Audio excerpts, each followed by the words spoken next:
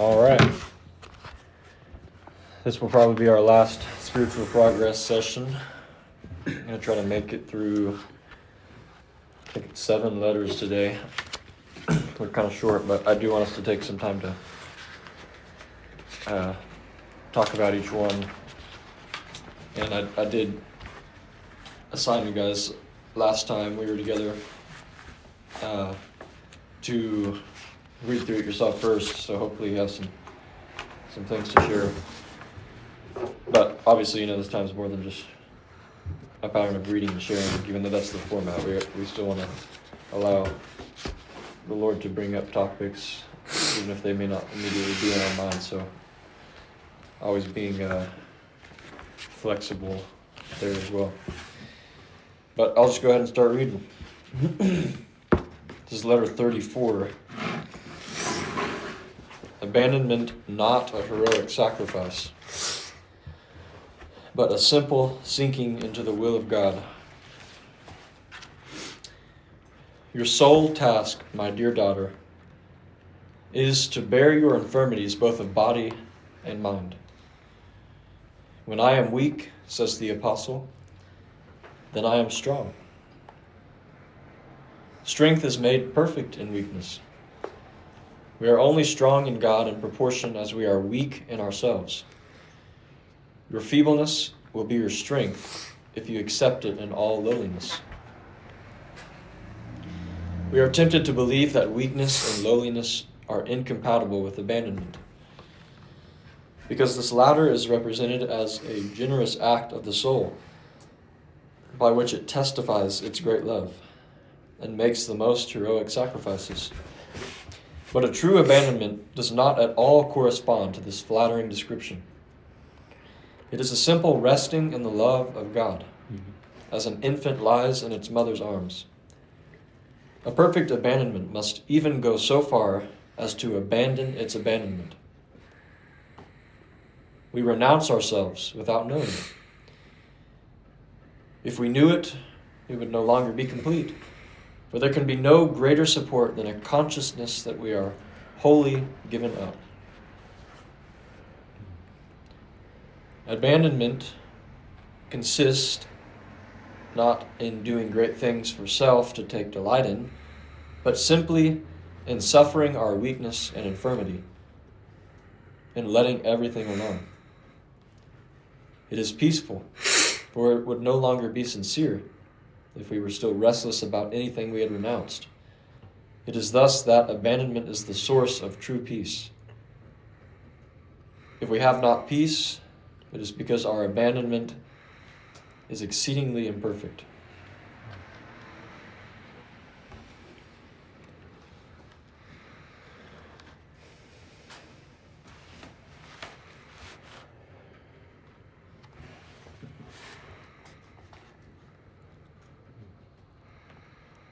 Reminds me of actually my most recent conversation with my poetry group. Okay.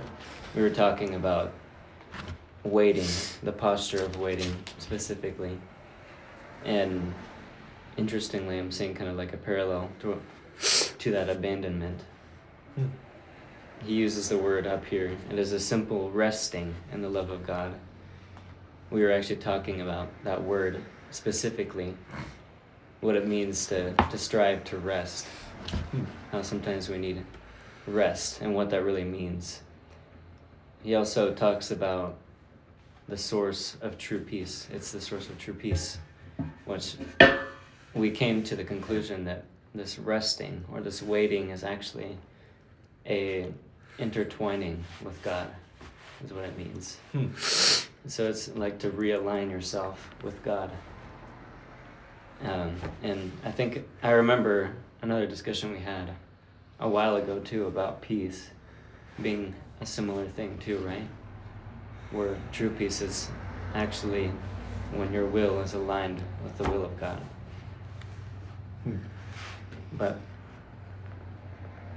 yeah, so I was just thinking about that while you were reading, that intertwining with God and what that even means. But that is an abandonment from ourself. Yeah. a simple sinking into the will of God. I think Emmanuel had addressed that understanding Mm.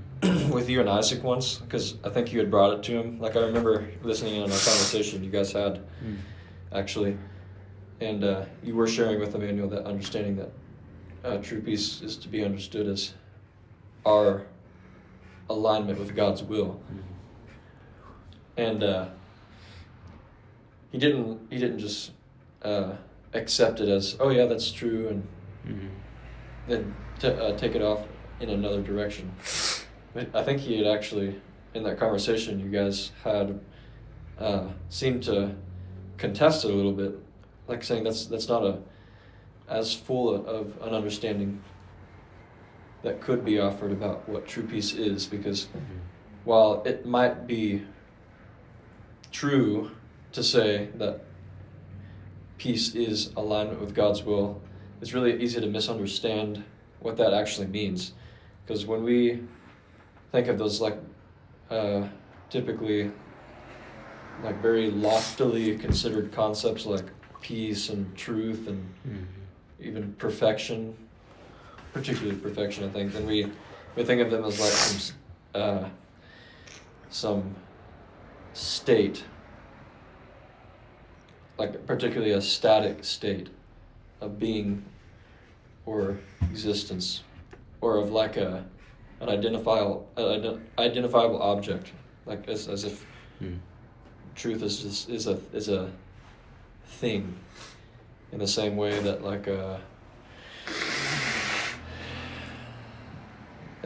physical principle is a thing.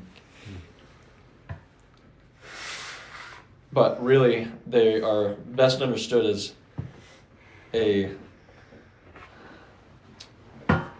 my favorite and most preferred way to describe those things is to call them a way, because that's the only pitfall we might face in describing such things as a way is that we become really, really familiar with that word way, because it's used in many different ways. But the reason it's really helpful to understand those things like peace, truth, and perfection as a way is because it means that they're no longer like these. They're no longer things. They're no longer like merely states of being. There's something that both, like, they elude any they elude the constraints that our dimension of understanding tend to place on things that we consider to be things. I don't want this to sound too confusing, but when something is a way, then it's something that can be both it's something that can be both a vessel and that which fills a vessel. So it's something that it can be used both as a category and as a thing that is manifested in or from a person or a thing. What were you going to ask? I was going to say, I was thinking of the word process. Process is another good word, because it's like a series of things that produce something. So many times now I've referred to truth as being less of a place and more of a direction, if you're going to try to understand it using a metaphor, in the same way that we understand north to not be like a single spot somewhere in the world. Like, yeah, maybe you could say the North Pole is the north. It's north as a spot, but it's kind of besides the point. When we use the word north, we're referring to a direction which something is from our place in the world. Direction towards which someone can move. And that's that's a really easy way to describe something like truth as being a way, because north, that's a way, it's a direction. And so we see that there's the world of things and distinctions and things that can be. I say things and distinctions because when we take anything, we can look at it and understand it as distinct from the world. So we can understand it and observe it and interact with it, whether physically or in our minds, as its own thing. Its own entity, I guess you could say. But what I'm trying to say is that you can't do that with truth, you can't do that with perfection, and you can't do it with peace, because those as ways, like capital W quote or in quotes, like hopefully this is not getting too confusing, but when as ways, you can't go about distinguishing them as if they're words that have all-encompassing definitions. They kind of transcend the boundaries of the intellect, obviously, and the intellect wants to piece everything apart and to find individual things. It wants to be able to take the whole and be able to separate the whole into all of its respective pieces. It wants to be able to analyze it from both the grand scale and the micro scale. That's how it wants to treat all knowledge. That's how the intellect wants to treat all experience. But there are some things, particularly things of the spirit, which I would say happen to be the foundation of what we consider to be reality and existence, that are completely beyond the that range or ambit of the intellect. So we can take peace and truth and perfection and treat them as those like individualized, analyzable things, but we don't actually grasp their essence when we leave it at that. And a person's way, or a people's way, or even a pattern in reality or in nature, a way in that realm it's something active and living. And I think really the only way to know it is to know it with that part of yourself that is not merely the intellect, which is your heart, but more importantly your spirit. And the only way you can know it is by walking in those ways. You see what I'm saying? Mm-hmm. There's some things that you can't know from the outside. There's another way of looking at it.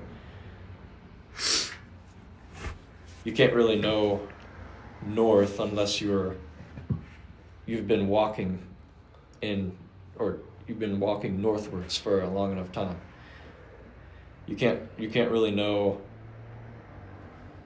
There's some things you simply cannot know by looking at it from a distance or looking at it from the outside. You actually have to be in it. You have to be a part of it. We use the metaphor of the river pretty often.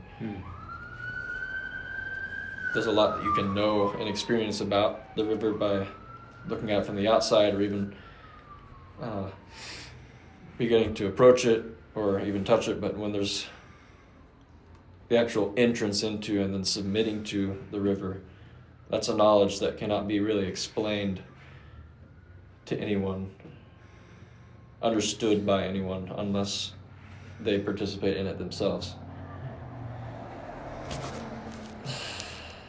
Anyways, we were talking about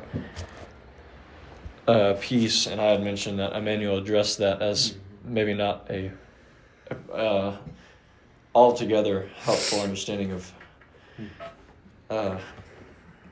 what true peace is, because what I wanted to get to there, and probably took a little too long to do so, was that if I recall correctly, Emmanuel actually discussed peace being,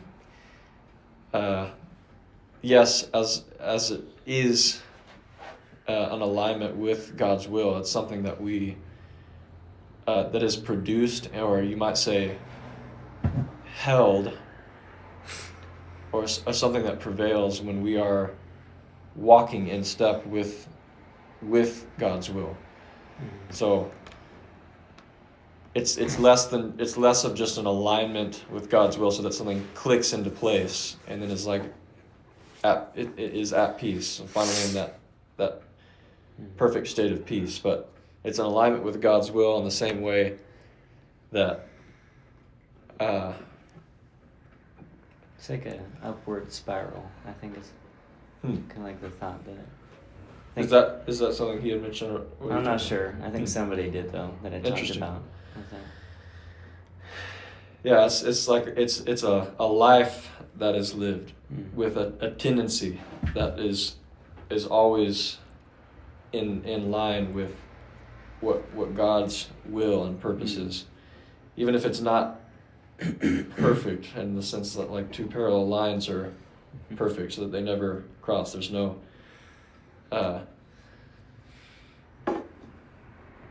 like conflict there, because obviously there's a lot that we go through in life that the Lord allows us to go through that helps us to understand what God's will is and is not. But when that greater faith that we have, or that greater inclination through the continued sanctification that the Spirit works out in our lives, and the salvation that we come to realize and then work out ourselves in our lives, is in many ways what a prevailing peace or a growing peace in one's spiritual walk and journey looks like. Because I like something Derek Prince used to say, is that the cross is where God's will and man's will meet. He said something like that. And that's so true, because when you learn the true intent of the cross, especially what it looks like to bear, I think we'll read about that in the next letter actually, daily dying takes the place of final death. What it means to bear the cross daily, that's how we are coming to understand God's will. And as an effect, we come to understand true and perfect peace.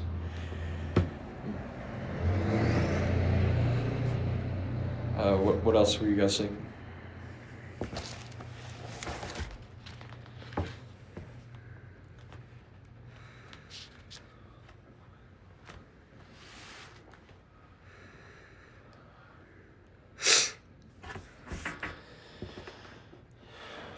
I think this brings up something that was brought up on Tuesday quite a bit, which I think was being lowly in spirit, and also just suffering in general.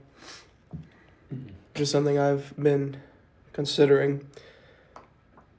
You know, the mindset that we have in the midst of suffering, and how that is, I don't know, there's a lot with suffering, not only how important our mindset is in it, and where we're looking for, and even how we see ourselves in suffering, but also just how needed it is. And I think that's what this is kind of bringing up here.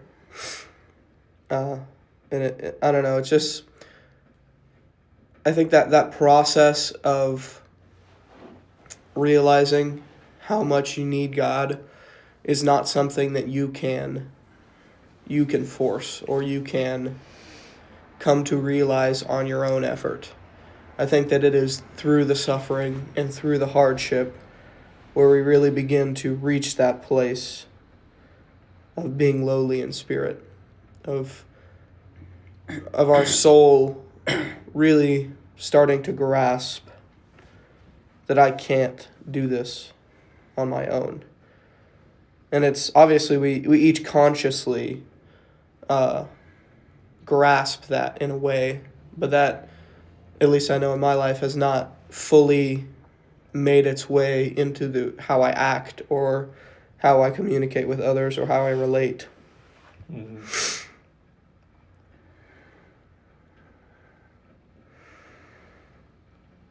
Yeah, there's parts of this that are reminding me of the concept that keeps coming up and that I've been particularly interested for some time now, being effortless action, or wu-wei. Mm-hmm. Because he literally says here, a perfect abandonment must even go so far as to abandon its abandonment. Yeah, that's what I was gonna say, something like that. Which is kind of what is the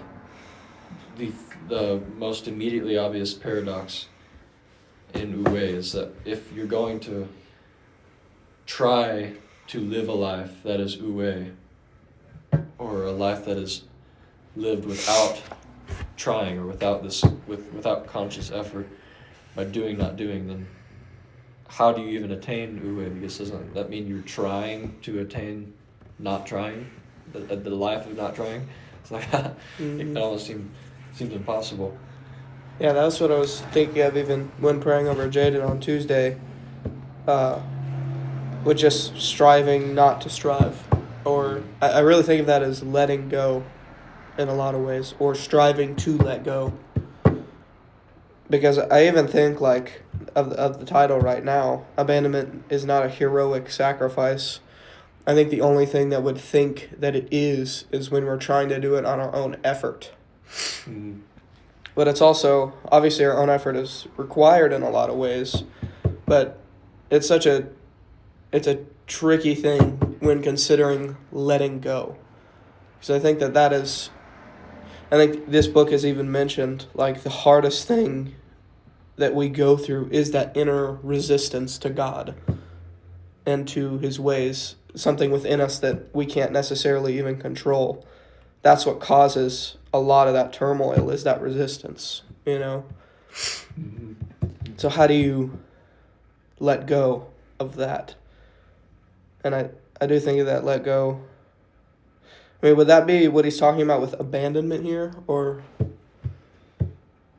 what would be the difference between those two? Between abandonment and letting go? Well, I guess in what it's saying here. Yeah. He does say in the third paragraph, abandonment consists not in doing great things for self to take delight in, Mm-hmm. but simply in suffering our weakness and infirmity, in letting everything alone. Mm-hmm.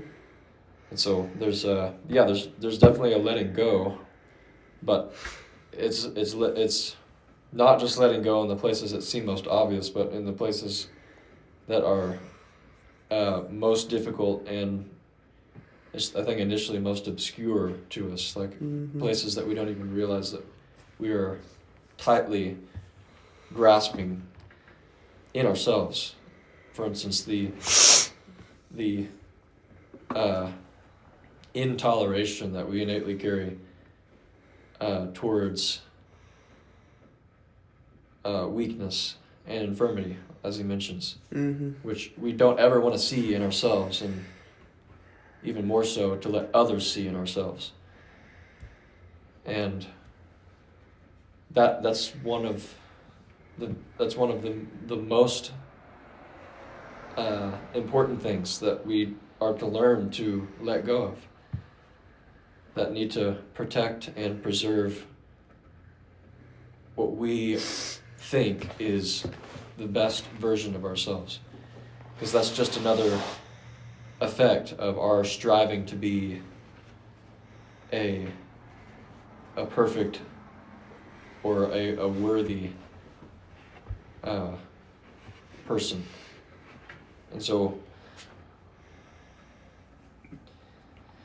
we think that it's by protecting this image of ourselves that will enable us to attain unto it, but it's actually by letting things affect change, sometimes even destroy that image of ourselves, that we will actually come to a place where we abandon the life of self so as to understand or more clearly see God's will. It's another one of those things where whether we admit it to ourselves or to others or not, if our main goal is to become the best version of ourselves that we can be, then you're probably not going to get there, because that's what you're putting as the focus. That's what you're putting as the bullseye. But that's not what the bullseye should be. It's I think I actually was just talking about this with my poetry group, because Nicole was bringing up the continual struggle she has to, and the struggle that we all have actually, to be rid of self, and how aggravating it gets to continually see self in much, if not everything, that we do. Yeah. And I told her, you know how in the dark, when you try to look at something directly, you can actually see it as well as when you avert your eyes a little bit and look at it through your peripheral vision? Have you guys experienced that? Like when you're in a dark room or a room that's not very well lit, then you're actually unable to see the thing as well when you look at it directly than if you were to widen your vision a little bit. Be conscious of it or look at it, so to speak, but not by looking directly at it. So if I wanted to be able to see the features of your face more, I'd probably do something like this if it was dark. Because it almost looks fuzzy if I was to look at you straight in the eye. I can't really see the features of your face very well. It's an interesting thing that our mind does. I actually don't know the science behind it, honestly. But it's I really, this is a thing that has still kind of been that I've been ruminating on in my mind and heart, because this is a really interesting thing. But that's actually, I think, the essence of what Wu-Wei is, or is meant for in life, generally speaking, even spiritual life, is, well, I think it can be summed up in this verse that we're actually all very familiar with, which is, seek first the kingdom of God and his righteousness, and all other things will be added unto you. Those other things include a more complete and fulfilled death to self. It is actually one of those things that should not be our primary focus. But don't misunderstand that as if I'm encouraging you to consider it like a lesser or secondary or auxiliary thing. Because yes, in many ways it should be on the forefront of our minds to always die to ourselves in small and in great decisions in life. But there is a thing that I think presides in our minds and hearts even more prominently, and takes a more it really sits in the seat of authority over our minds and hearts more than anything else. And that is, and this is what I also share with my poetry group, it's a thing that we can't actually pin down in the same way, like I was saying earlier, with things like truth and perfection and peace, you can't form a clear and precise image of them as you are able to do with other things.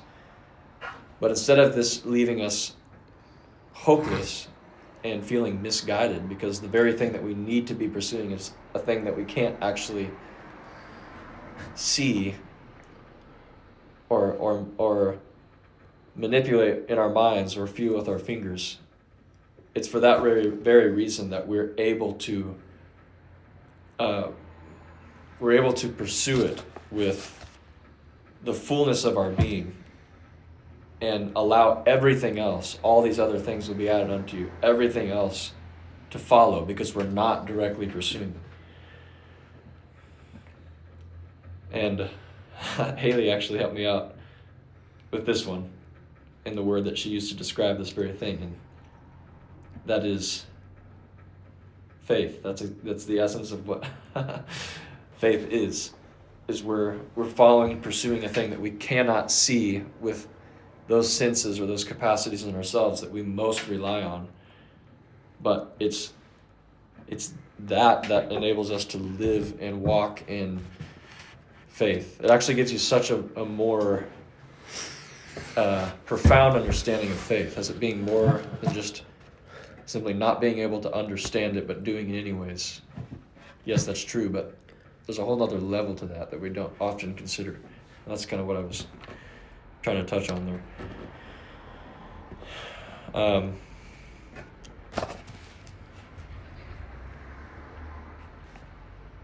Yeah, it's kind of difficult to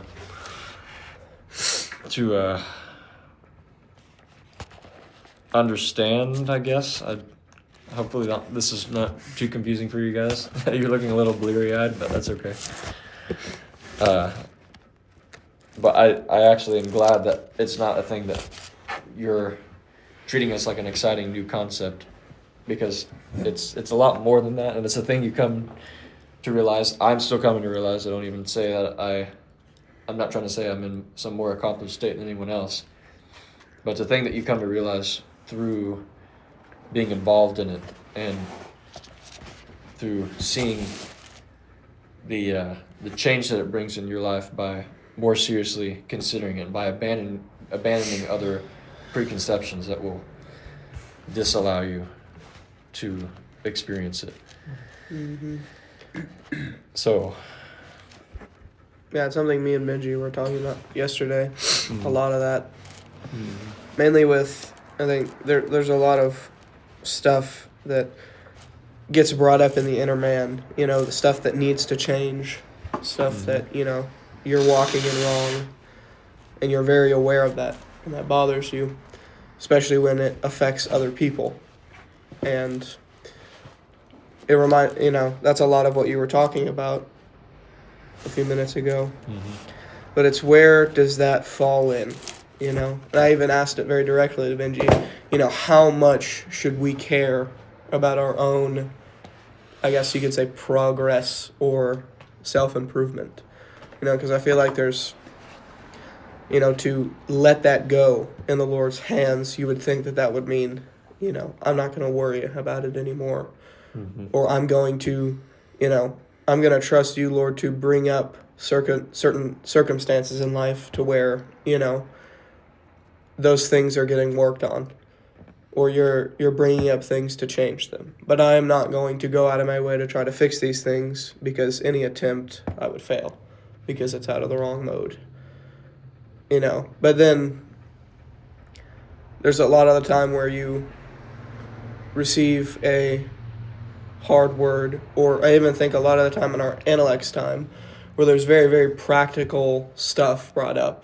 Stuff where we need to change, stuff that needs to be worked on, and things that the Lord is revealing that we need to walk into. How do you view that? Because obviously you really want to put those things into practice. You want to walk into those things. But like you were saying, when you put those things in the forefront of your mind and you chase them, you'll always be behind them. So what does letting go look like in a scenario like that?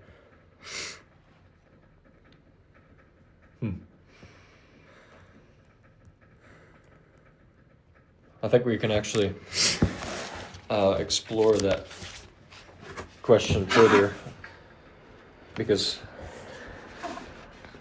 these at least this next letter, I think we'll touch on that a little bit, so we can come back to that. This next letter is 35. Daily dying takes the place of final death. We must bear our crosses. Self is the greatest of them. We are not entirely rid of it until we can tolerate ourselves as simply and patiently as we do our neighbor. If we die in part every day of our lives, we shall have but little to do on the last. What we so much dread in the future will cause us no fear when it comes, if we do not suffer its terrors to be exaggerated by the restless anxieties of self-love. Bear with yourself, and consent in all lowliness to be supported by your neighbor. How utterly will these little daily deaths destroy the power of the final dying.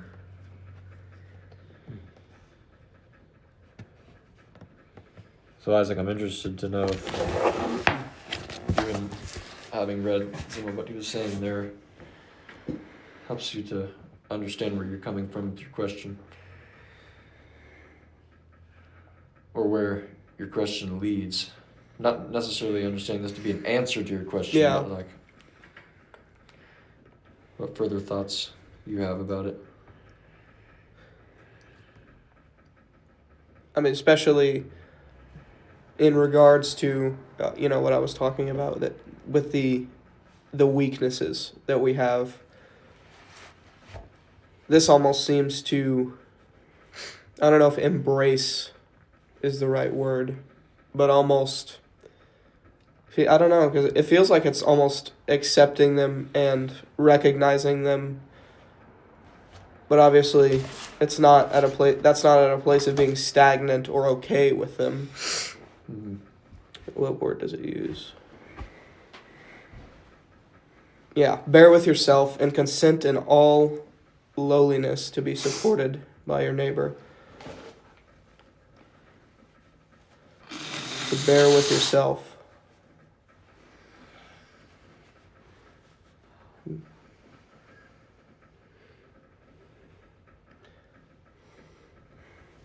We're not entirely rid of it until we can tolerate ourselves as simply and patiently as we do our neighbor.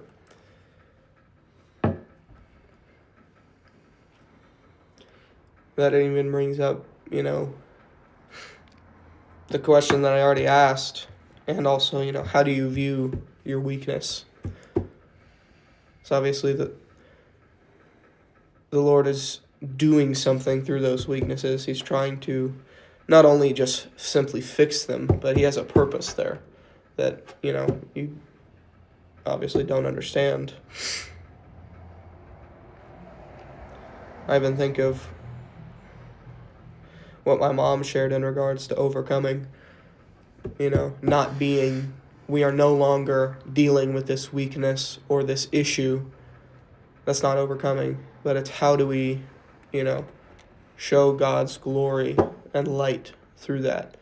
Mm-hmm. But it all just seems backwards in a lot of ways. How so?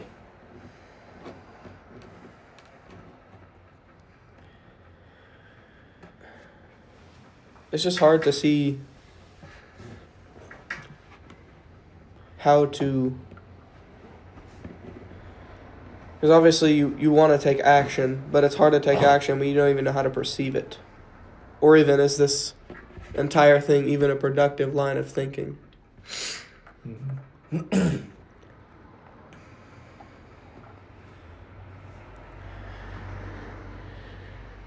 I'm actually a little bit confused about what he means by the final death.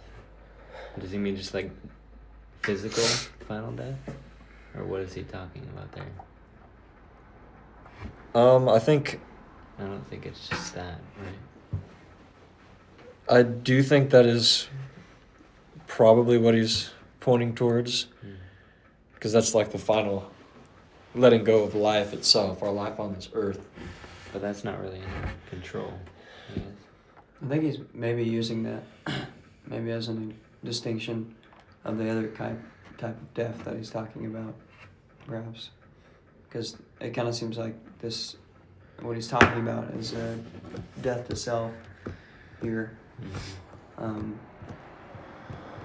And even to what Isaac was talking about improving ourselves. I don't really think, it doesn't really seem like a bad way to think.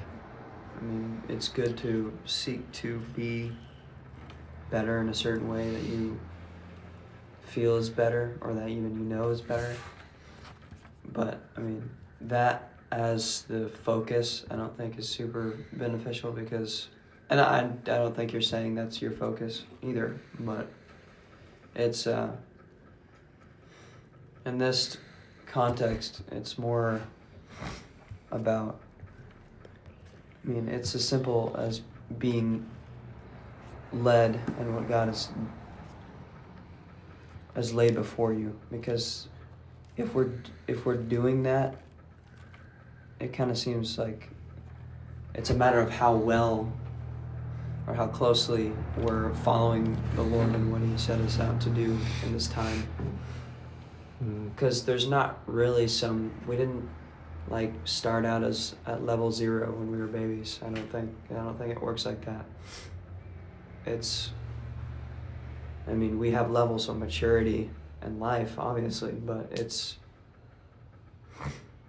like if you think about it, if you reach a point where you think you're just the best, like what happens when you get to the point where you're satisfied with some kind of level you're at and goodness that you think you're portraying with your life. I don't think you can be there. I think the action of seeking the Lord is your highest point, because God is the highest point, and you're not going to be on the same level as God, but at the same time you can be in relationship with Him and what He's calling you to do. And that, I don't think there's any better place to be than that. I see what you're saying.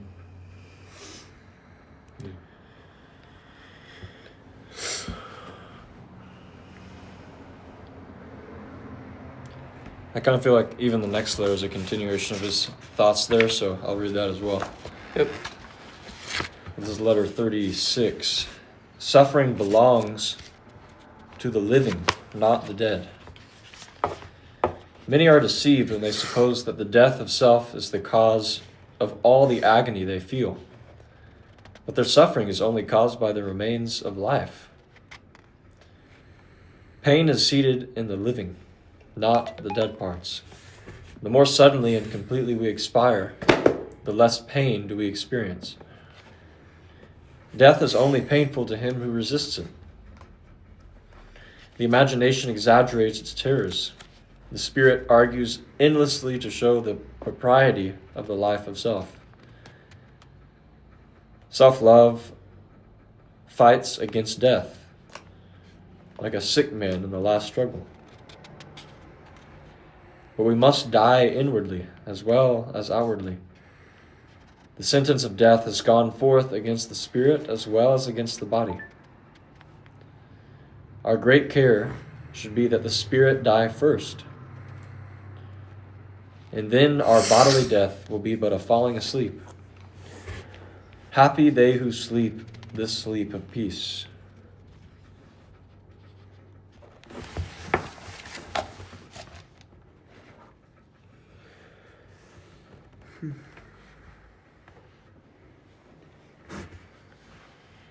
It's kind of what I was talking about earlier with that resistance.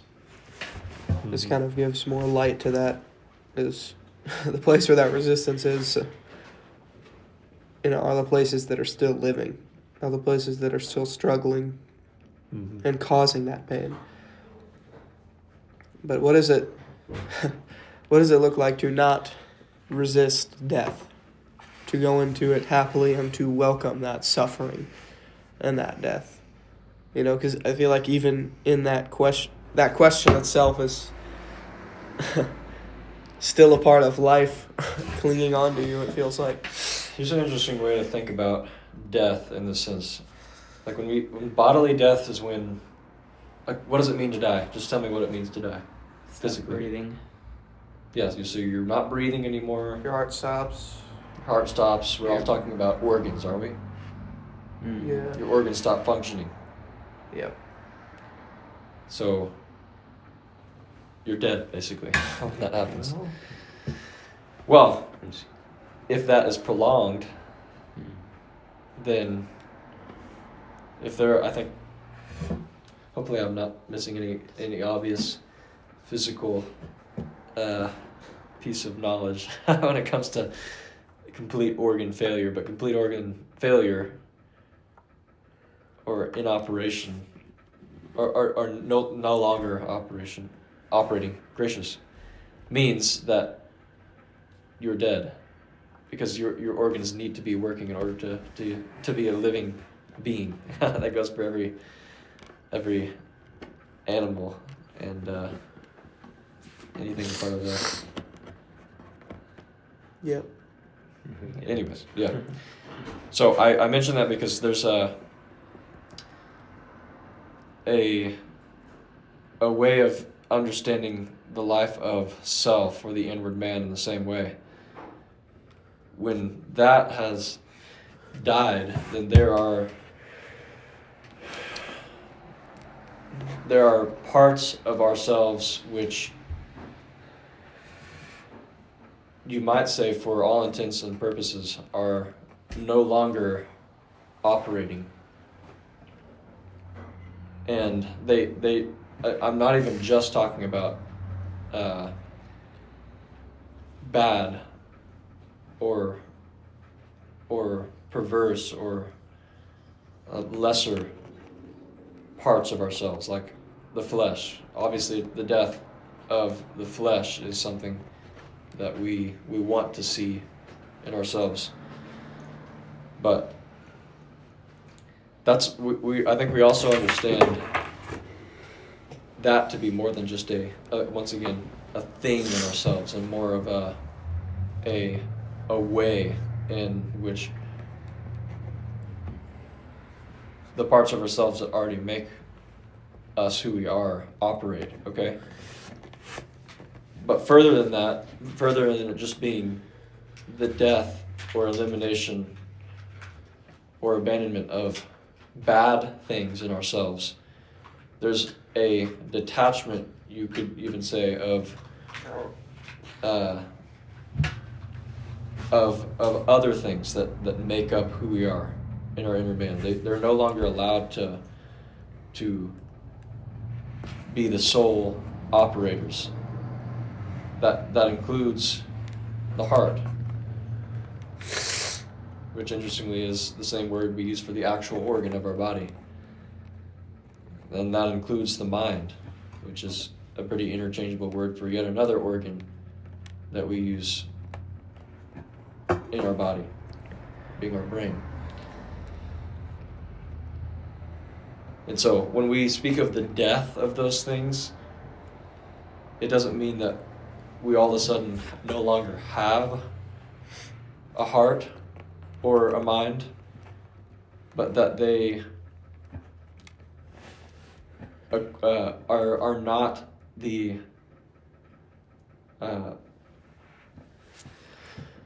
they're not the sole, or even they're not the leading or even the sole elements of the new self that has been born in us, which is the spirit man.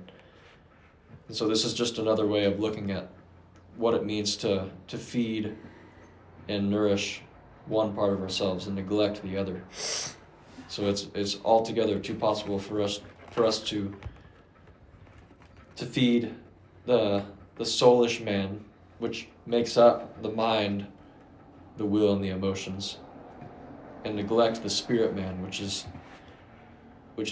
in a completely different dimension from the soul, even though there is like a communication between the two. And so I use the example of a death in a physical body being the shutting down of the organs in that body to the very same thing happening in the soul. It's those organs of the inner man, you might say, that shut down in order to make way for a spiritual infilling or operation. Because all that those other things do is get in the way. And I guess if I could take the metaphor further, so that we better understand how the Spirit operates, it's not it's a death that we should understand. And this is where Finland, I feel like, doesn't go far enough in most cases. Because it's not a death that ends in death. It doesn't end. It's not fully finished or completed in death. That's what I was It's a death that makes way for a new kind of life. And it's as if there's a new air, there's a new blood even that runs through the organs, if I can call them that, of the inner man. It's almost as if there's like a transfusion that's taking place. There's a new, you could even say a new DNA. I'm just going to exhaust the metaphor a little bit. So you've literally been made a new creation. New blood and new DNA means that the way that your body thereafter thrives and sustains itself is according to an entirely new code of life, which is what DNA is. And that could have only ever been made possible when you died, when you literally died, when your life, the life that once sustained you, was completely removed, which could only mean death, and a new life enlivened you and now sustains you.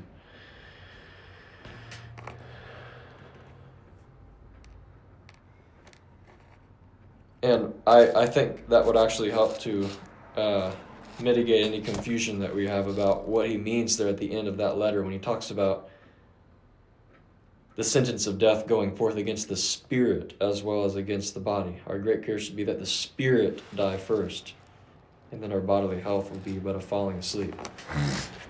Bodily death, sorry, not health. And when he's speaking about spirit there, I think that is best understood as that former life force that sustained us, and that needed to be taken out of us, and could only be taken out of us when we entered into that death. When we went through the process of that emptying in order to be filled. Does that make any sense?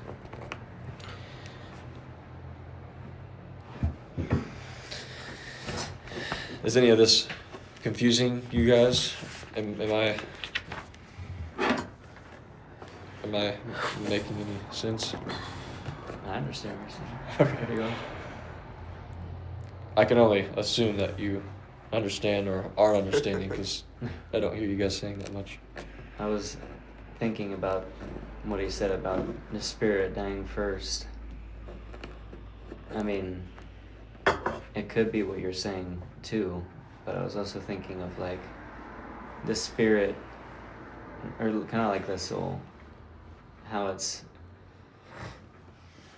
I want to use the word like untamed, and how in that death is kind of like the tempering of the soul by God. Yeah. We see a lot of the practical working out of death to self, which obviously takes place in the soul, being done through discipline that we work out in ourselves, and discipline that is received by others appointed in our lives to give it. So there is a kind of training that takes place through life, the discipline of life, the discipline of disciplers in our lives, and even the discipline that we hold ourselves to and enact upon ourselves. That all plays a role in the dying to self, the being rid of that former force of life, to start to work another one in its place.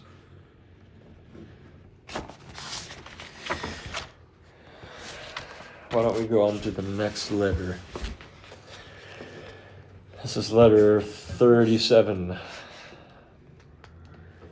The limits of our grace are those of our temptation. I sympathize sincerely with the sufferings of your dear sick one, and with the pain of those whom God has placed about her to help her bear the cross. Let her not distrust God, and He will proportion her suffering to the patience which He will bestow. No one can do this but He who made all hearts, and whose office it is to renew them by His grace. The man in whom He operates knows nothing of the proper proportions, and seeing the extent neither of his future trials nor of the grace prepared to meet them, he is tempted to discouragement and despair.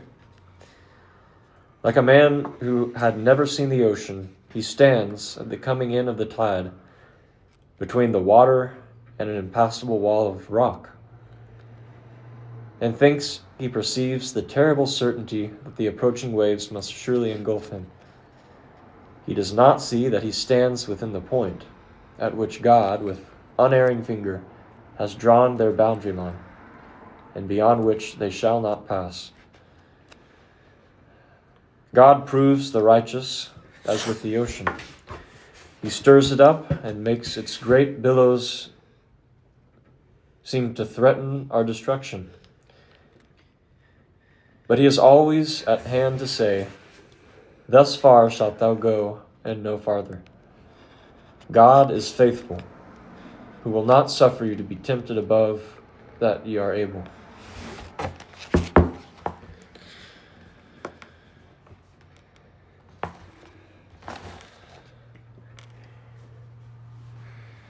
What does that mean, really? I can't separate that from, like, I'm trying to understand God not allowing you to be tempted beyond what you can handle, but there still is an allowance for temptation. Like, what's the separation there?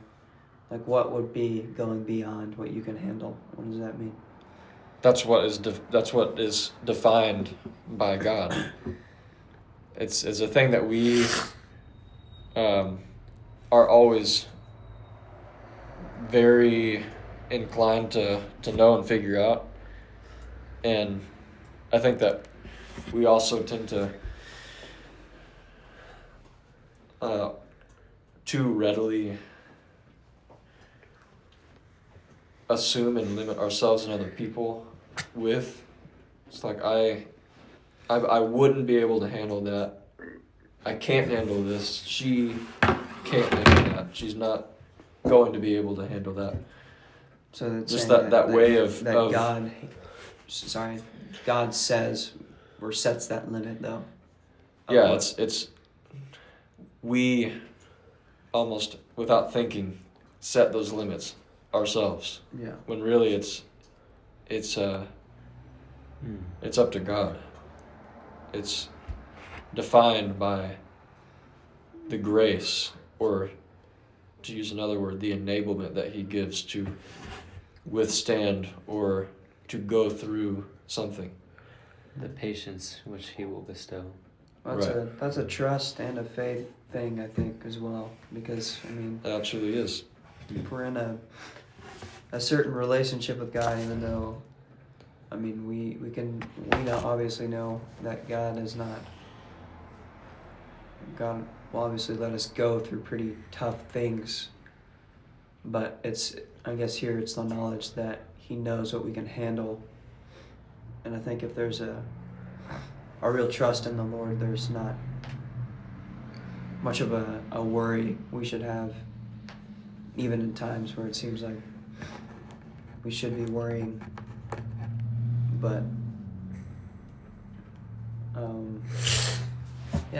don't know. The last couple of chapters seem to have a lot to do with kind of just the faith in the Lord.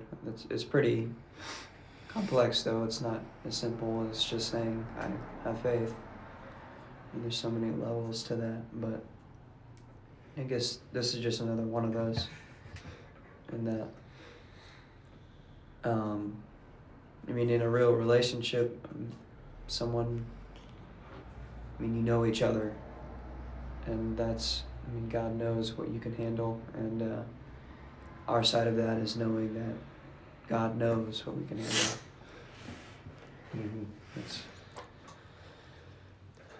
Yeah, the first thing Paul says before he even mentions God not allowing you to be tempted, as he says, above that ye are able, is he says God is faithful.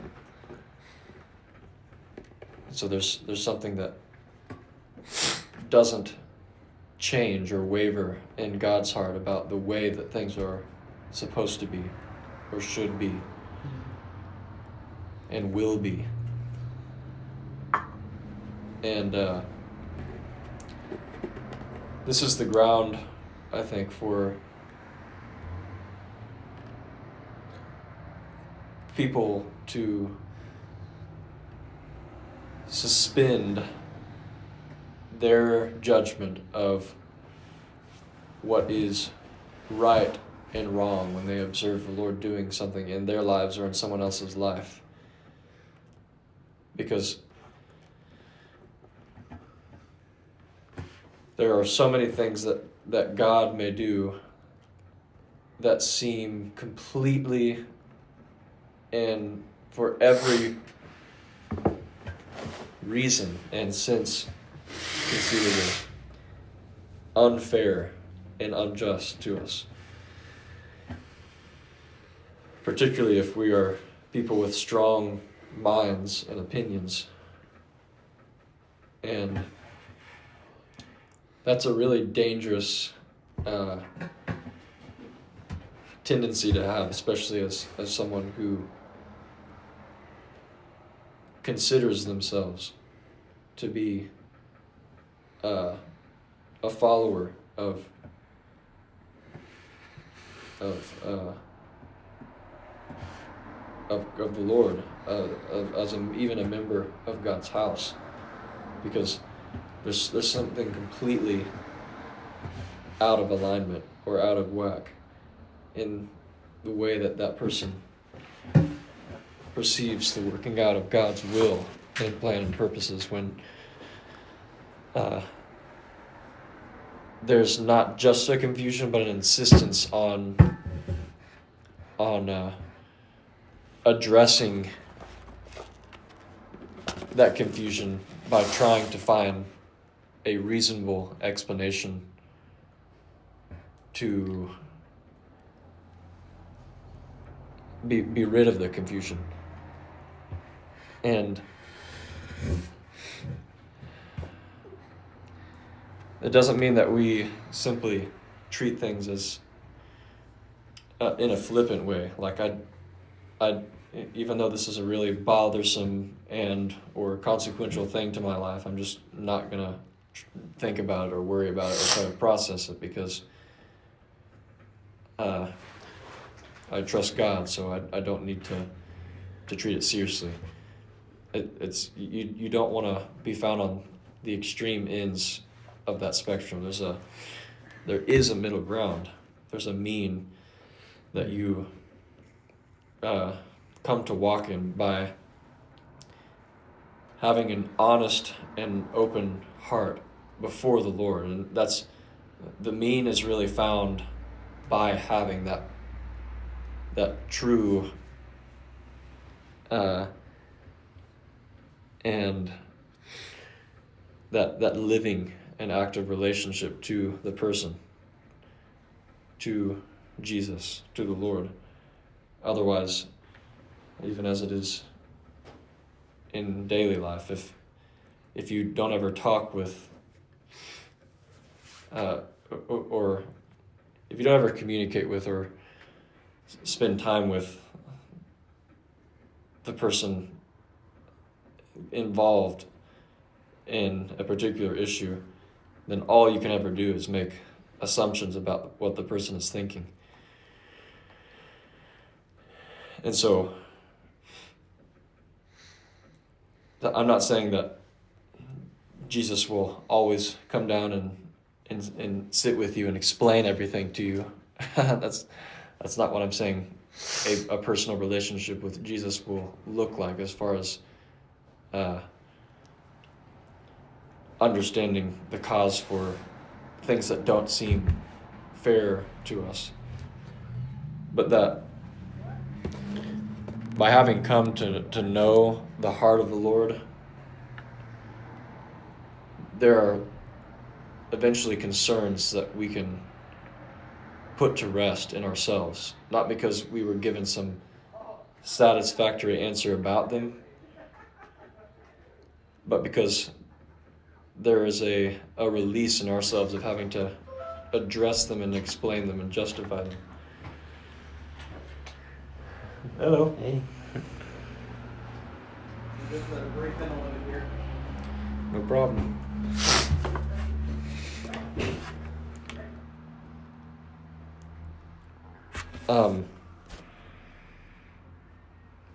When it comes to the limiting of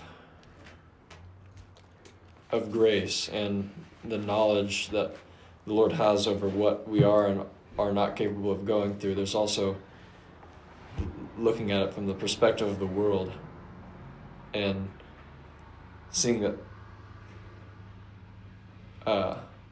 from a certain point of view, the believer's life is the life of a fool. In the same way that someone who doesn't understand the way a tide works, using Finland's example. Mm-hmm. Hey, no problem.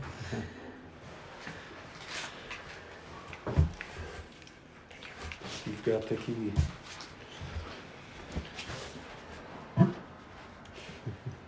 Stove time? My guys. All right, see you guys soon. All right. Using the same example that he did there, someone observing the man on between the rising tide and the cliff would see that man as a fool for being there, because yes, there's literally nothing about what I'm observing here that would refute the fact that he will eventually be swept away, because the tide's coming closer, closer, and closer. But there's something fuller about the natural process of the tide and even maybe his lack of understanding how the moon is what causes the tide to rise and to fall, that he's completely unaware of, that eventually leads to what this observer of the man on the shore, comes to experience as a miracle. The man isn't washed away because the tide may come right up to his toes and then it moves back. And that's an interesting thought I've always had about miracles, is really the only thing that's a miracle to man is a thing that happens beyond his ability to explain it. And so when it comes to the limits of grace, there's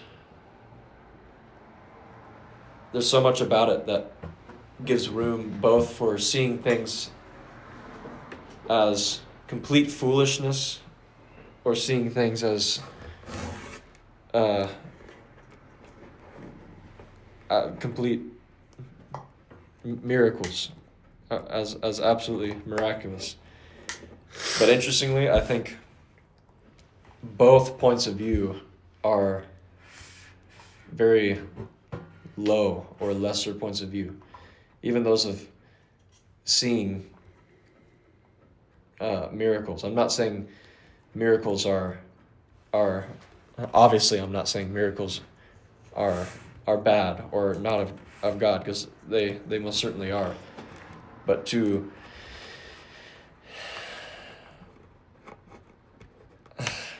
see things as miracles is to see them with a limited point of view, naturally.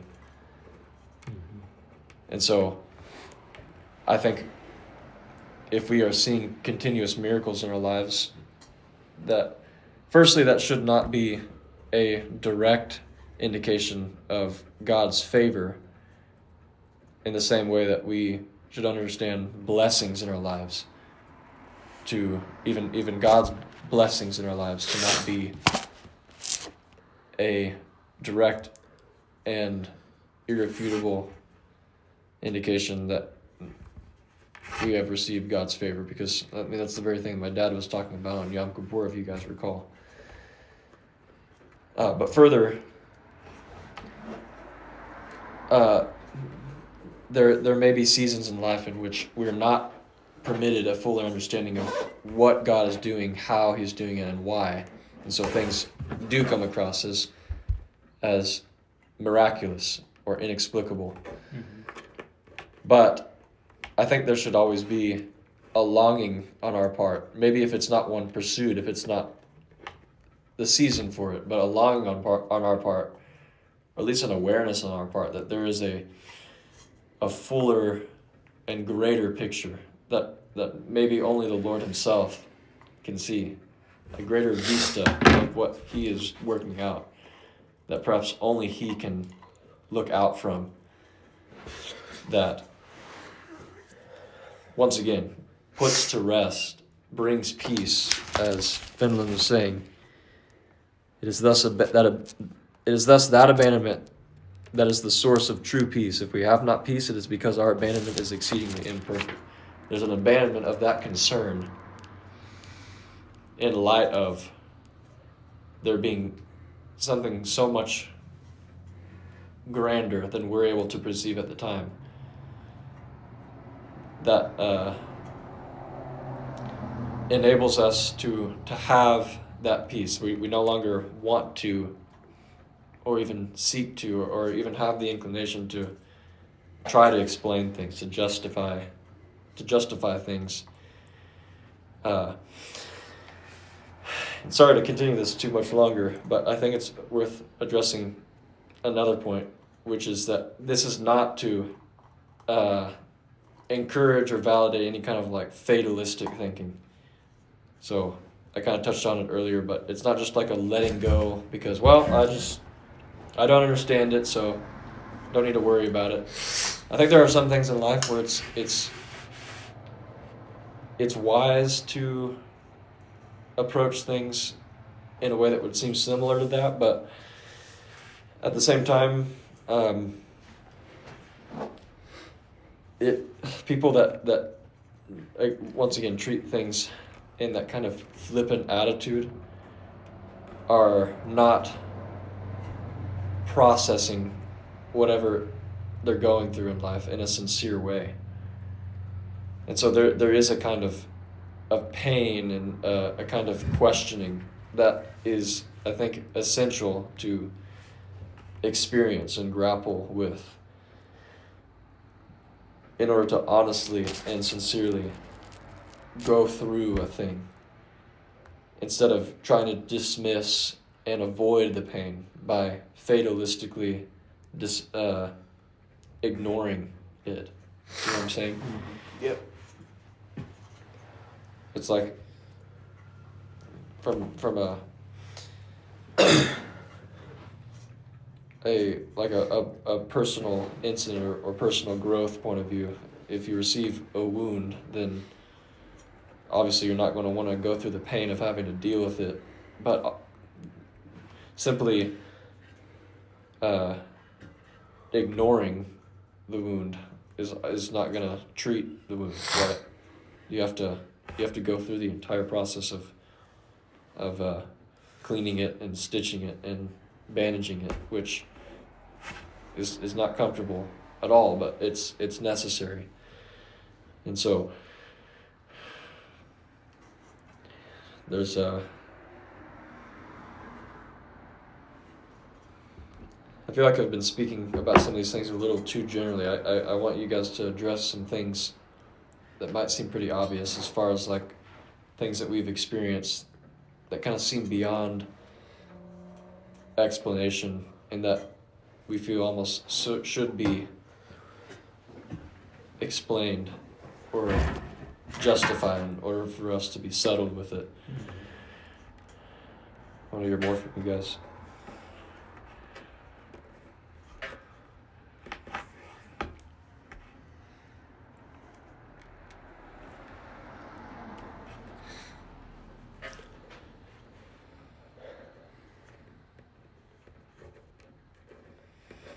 I mean, a good example would be Emmanuel's life, because, I mean, that is something that's kind of settled in a way, but I mean, definitely at first that was something that really wasn't fully understood for a while, but it was something that we trusted the Lord in.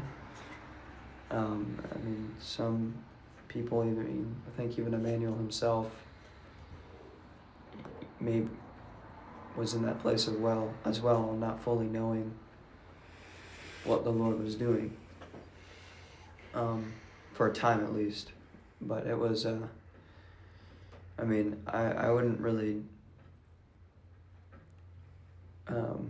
explain this as a miracle as much, but more of something that was happening that was very abnormal, but we knew that the God was very heavily in that situation. And it was at that time, like you were saying, we didn't really see it as anything else but as a work God was doing that we didn't exactly understand. I mean, some more understanding came to that afterwards, and understanding that Emmanuel was, I mean, from some visions and things that were explained, there was some more understanding of what happened there. But I don't know, that's just kind of an example I thought of something that didn't really have a grasp on what was going on, but it was more of a trust in the Father in that, over his life and what was going on there. So I think we know well enough that Emmanuel's passing is still left virtually unexplained. There's a lot that the Lord has revealed to us that we are to begin to walk in light of what has happened. And I intentionally do not say despite what has happened, because there's no spite on our part towards what has occurred with Emmanuel's passing, and really that's only possible because we continue to trust the Lord, even though something as seemingly catastrophic as losing someone like Emmanuel would seem to our community. But there are so many things that I think are yet to be revealed about it, but we continue to trust God's timing and in the revealing of those things. And we know that we have been entrusted with something to continue to carry and to work out in our lives as those who have been called out from the world and into God's purposes, which is what it means to be set apart as a holy people. And to put it simply, we're acting or responding to what we know, what we have been shown, and not fretting over what we have not been shown. And there's a lot that we haven't been shown. But there again, there's a lot that we have. There's a lot that the Lord has shown us.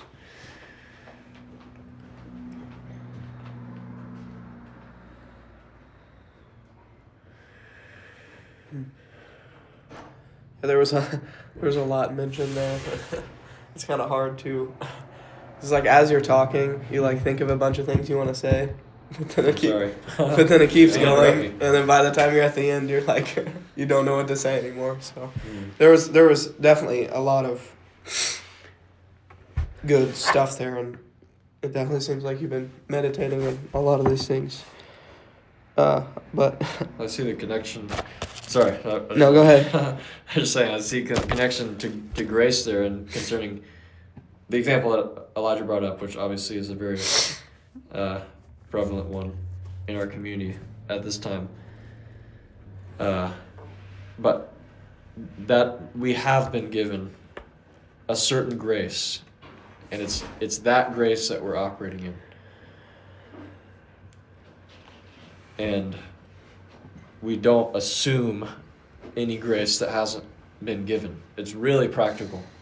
It's practical to speak about, at least. It's something that requires a lot more conscious effort and wisdom and discernment to work out. But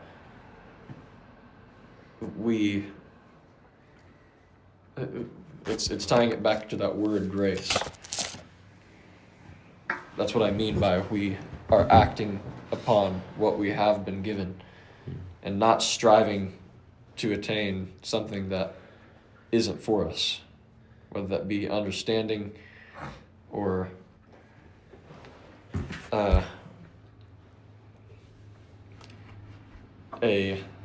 even a place before God. That's a thing that is appointed by Him, is commissioned by Him, and that we are always looking to Him to receive and be directed in. Mm-hmm. That's what it means to be under a flow of authority. That's the active working of authority in God's household. I mean, we see that in any structure of authority we've ever encountered or known of, whether it be in the army or in a kingdom or even in our own households. There are some things that you are allowed to know and other things that you aren't. Mm-hmm. But as a good son, you act upon and faithfully and dutifully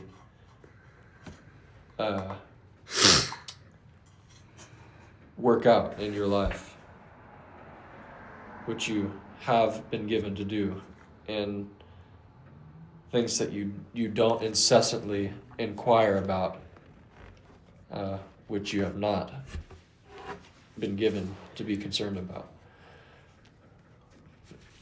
I think that's always been kind of the perfect picture of a good son, is that you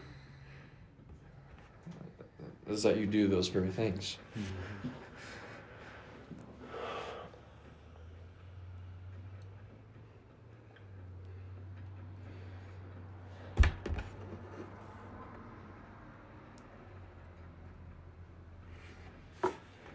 He speaks more about grace, actually, in this next letter. Let's take a look at letter 38. Resisting God, an effectual bar to grace. You perceive by the light of God, in the depth of your conscience, what grace demands of you. But you resist Him.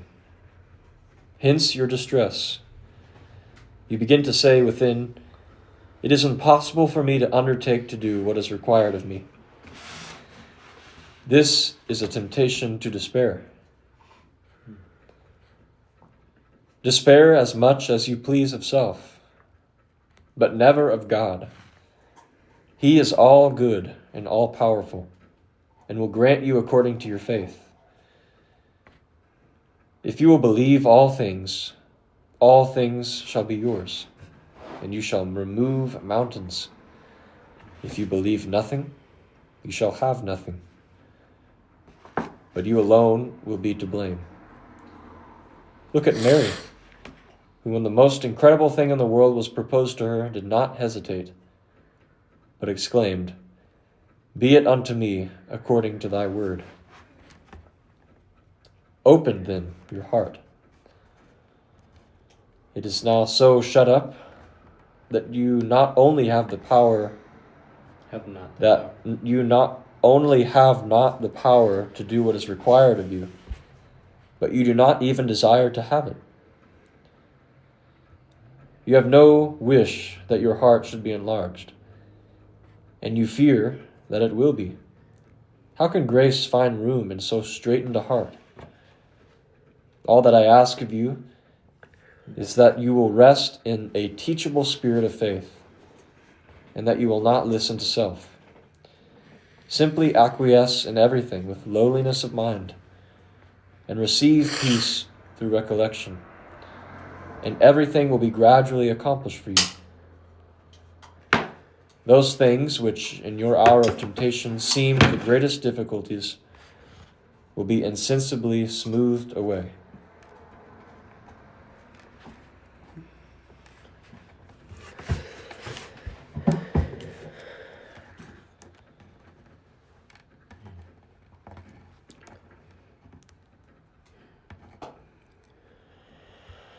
This is a lot of what we were talking about earlier, even in the lowliness of spirit. And it mentions that actually in relation to despair.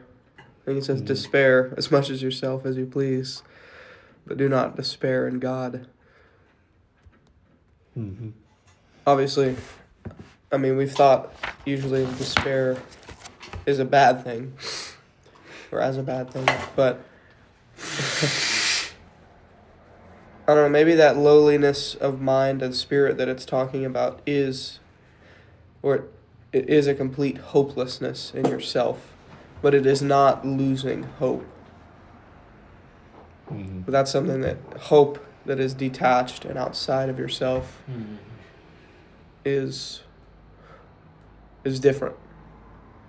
Because usually the emotions that come with hopelessness are so strong that it traps you in yourself.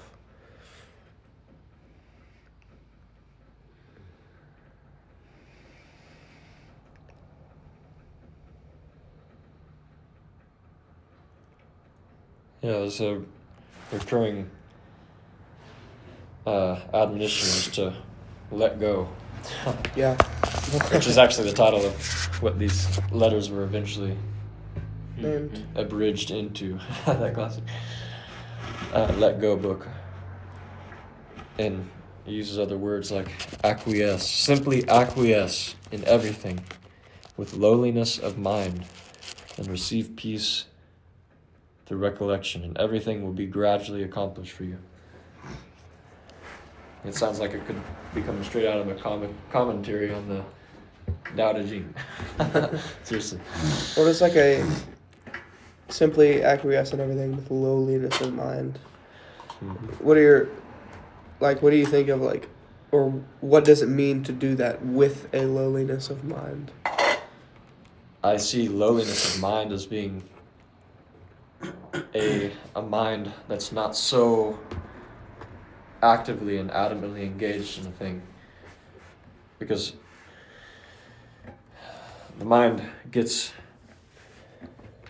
so excited about things all the time, and it wants to, that's seen through its proclivity to try to fully and thoroughly understand the thing.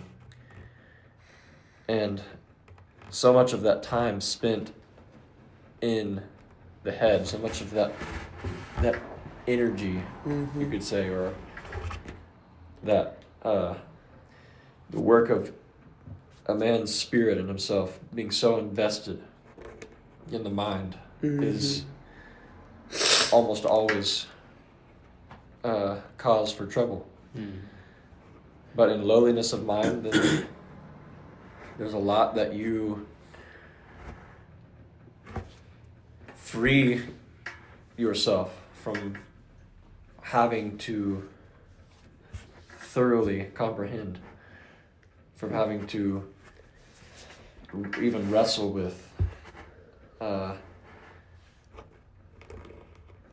intellectually, with things that you will not submit to or act upon or agree with unless it conforms to some standard of reason that you carry in your mind. I think it's talked about that before as like the busybodies, or it's being very, very agitated internally. It's almost like you're kind of like running yourself on a treadmill in your own mind, or like a little hamster on a wheel. And I even think of the simple idea of like procrastinating homework. You know, you get so caught up throughout the week like worrying about the idea of homework, and it becomes such this daunting thing in your mind. And you almost waste all of that time worrying about it and all that energy instead of just actually doing it. Yep. Think of that simple example. I think that's definitely an easy trap to fall into, especially when you are heavily considering something. And again, it ties back to... That's funny. But I just want to use your example. Yeah, go ahead. I'm not changing the No, point. no. I'm furthering his example of homework because I think it's funny. I just like this face. Sorry. Well, I'll just like continue this point with me. Don't Yeah. let it completely shift over to me. I'm just saying, like the reason a person procrastinates, or that we even think of procrastination as a thing often related to homework or schoolwork, is that we look at it from the assignment lens of a thing like delegated to us, or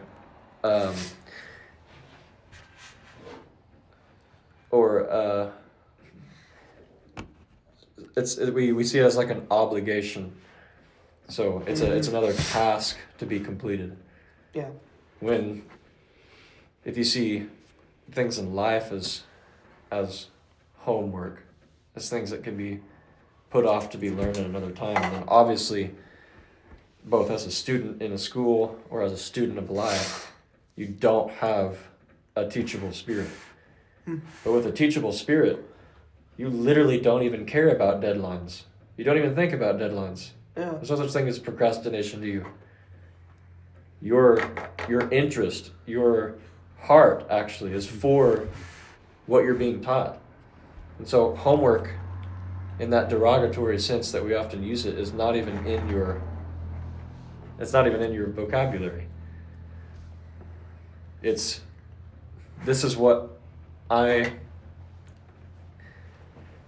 learning. This is a huge benefit to me. I remember there were several instances in which Emmanuel would talk about this huge dichotomy between Western education, especially these days in the public school system, with it being a thing that is so often resisted by the students in it because nobody likes school, versus those in places where he came from, where to even have a book was a thing considered precious. Who do you think will have the teachable spirit? The one who has everything in front of them all the time on a little phone, as far as knowledge and information goes, or the person that is completely destitute of such things? There's just yet another example of how destitution, emptiness, and death are required for fullness and true wealth and knowledge in life. There's so many different examples you can use, but like a really silly phrase that we tend to throw around is, you never know how much you love a thing, appreciate a thing until you lose it. Mm-hmm. But again, we're dealing with not the things in and of themselves, even the things in and of themselves that are taught, but the way that we, again, there's that word again, the way that we learn a thing. The heart by which and in which we receive a thing. I think that's worth honing in on, just because I even think of a lot of the time in the culture center, there's such an importance in how we receive that. And obviously there is still, I know even among a lot of us, that homework or assignment mindset. And even to tie back into what you were just saying, it says, all I ask you this, that you rest in a teachable spirit of faith. Mm-hmm. You know, there's such a calmness there almost, to where to this doer or busy side of you, it seems like it's flippant, or it doesn't care, or it's not all that worried about those things coming into fruition, at least at face value. But there is definitely it's almost at peace with what is being taught, to where it's not hurried for this sense of progress that you have received or that you are learning it. But it's almost just this higher way of viewing it, to where it's not like, I need to attain this. But again, I still haven't fully fleshed out, again, I mentioned the Analytes time just because it's been very, very meaningful. There's so much good stuff there for life and for the season that we're in.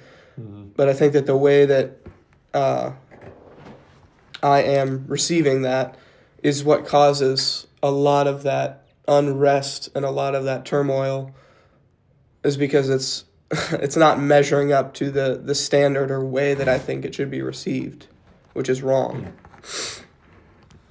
And so it's, again, like I mentioned, and you said we'd get back to it, which we kind of have, how do you even view a time like that and what is being taught in it?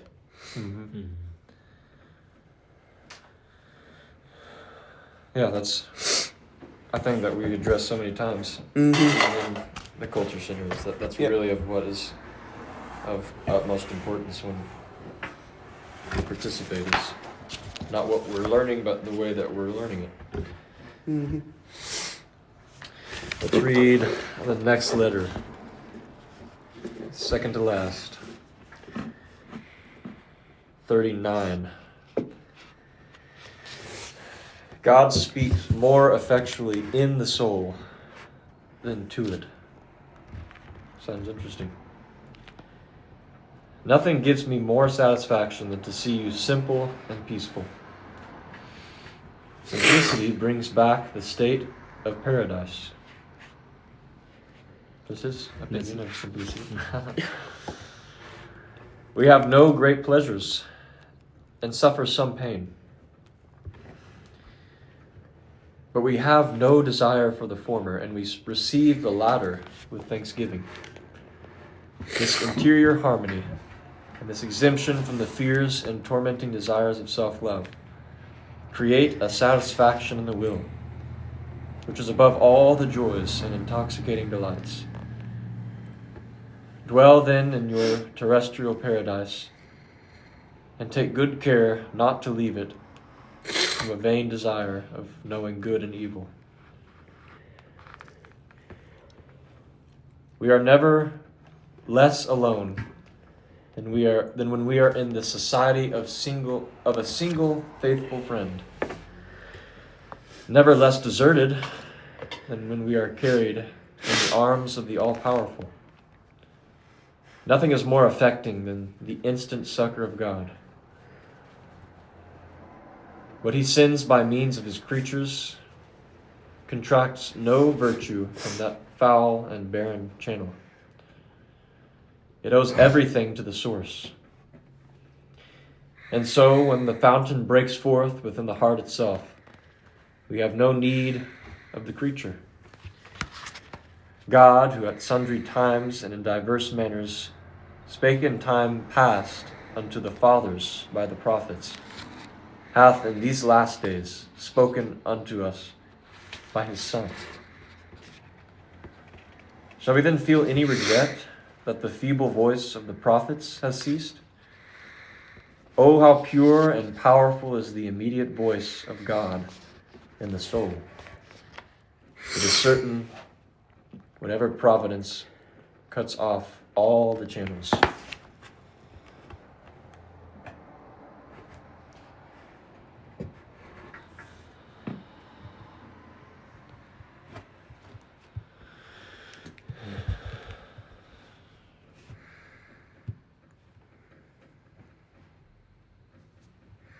I feel like that one's pretty self-explanatory. Yeah, just kind of, our soul is the most, just the most earthly part of us. And allowing the Lord to speak in that is I think it's a way of really laying ourselves down, because it's not easy to always put our soul in the right place. I don't know, I think it seems like an extra step even to let God speak through our soul. I wouldn't imagine that's a very easy thing to do, because it's a form of death to self, in a pretty deep way.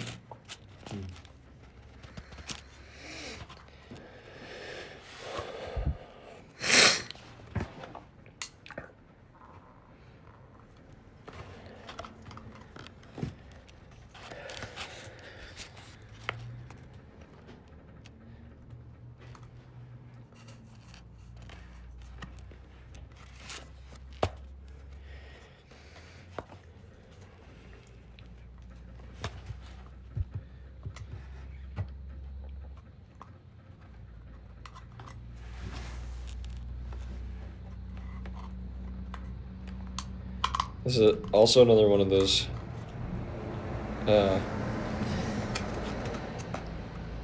things that Finland, I think, misses out on a little bit, as far as like what God's original intent was, even in creating man, or even setting apart a people for him to be able to reveal himself through them. Because there's definitely a truth, even as he uses that first couple verses from Hebrews,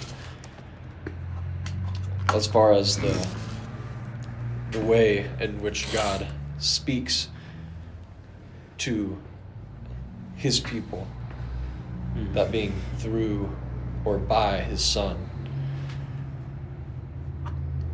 But instead of that limiting what his intent is through the church, through the body of Christ, it actually is a fuller expression of that truth, which is that he is to make himself known through his people, even to the world. I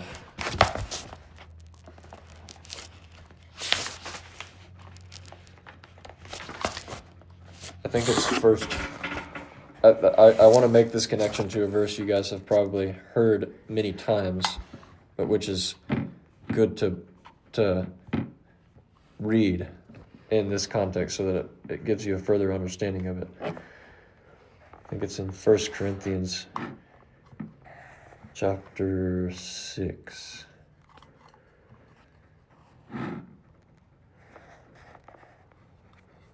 I think. No, it's not.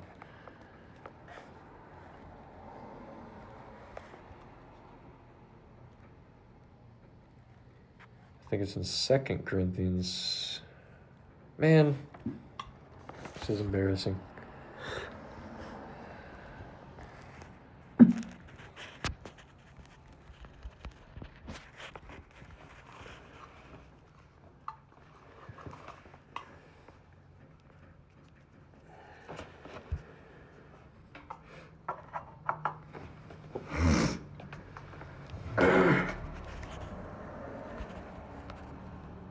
Hold on.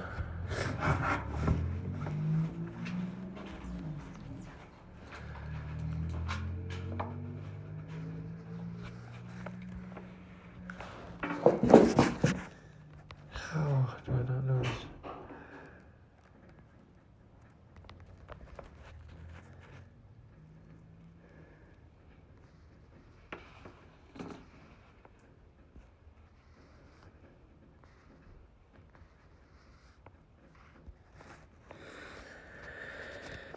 This is when it's nice to actually have a Bible on hand rather than use the phone.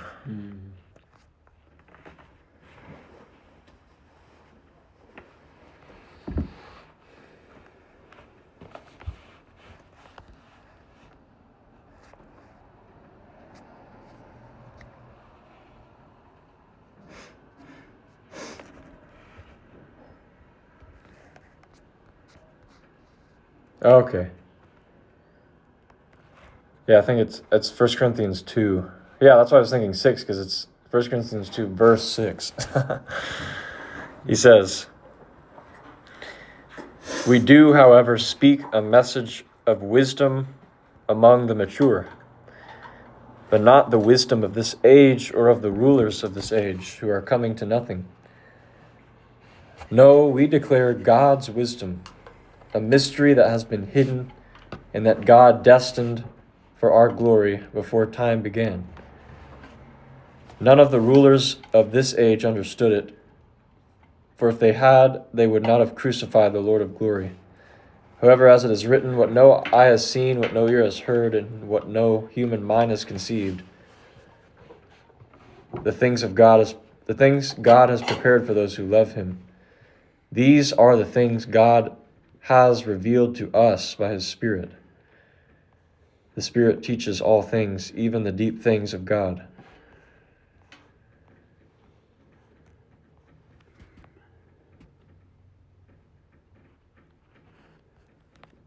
There's a...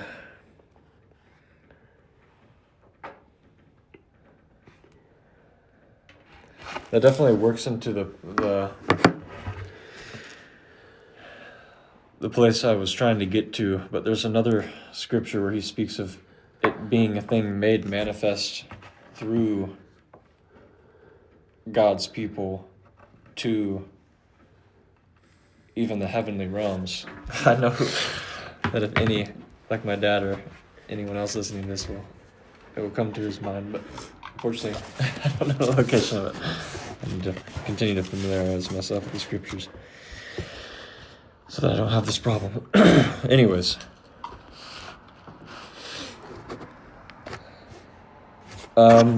Why don't we read the last letter and finish it up tonight? This is letter 40. The circumcision of the heart. Our eagerness to serve others frequently arises from mere natural generosity and a refined self-love. It may soon turn into dislike and despair. But true charity is simple and ever the same towards the neighbor, because it is humble and never thinks of self. Whatever is not included in this pure charity must be cut off. It is by the circumcision of the heart that we are made children and inheritors of the faith of Abraham, in order that we may, like him, quit our native country without knowing whither we go. Blessed lot, to leave all and deliver ourselves up to the jealousy of God, the knife of circumcision. Our own hand can effect nothing but superficial reforms. We do not know ourselves and cannot tell where to strike. We should never light upon the spot that the hand of God so readily finds. Self-love arrests our hand and spares itself. It has not the courage to wound itself to the quick. And besides, the choice of the spot and the preparation for the blow deaden its force. But the hand of God strikes in unexpected places. It finds the very joint of the harness and leaves nothing unscathed. Self-love then becomes the patient. Let it cry out, but see to it that it does not stir under the hand of God, lest it interfere with the success of the operation. It must remain motionless beneath the knife, and all that is required is fidelity and not refusing a single stroke. I am greatly attached to John the Baptist, who wholly forgot himself that he might think only of Christ. He pointed to him.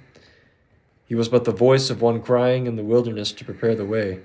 He sent him all his disciples, and it was this conduct, far more than his solitary and austere life, that entitled him to be called the greatest among them that are born of women.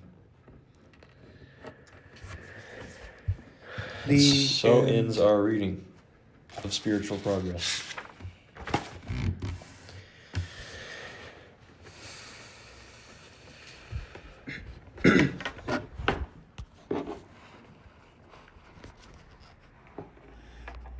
Are you thinking for that verse? Oh. You guys go ahead.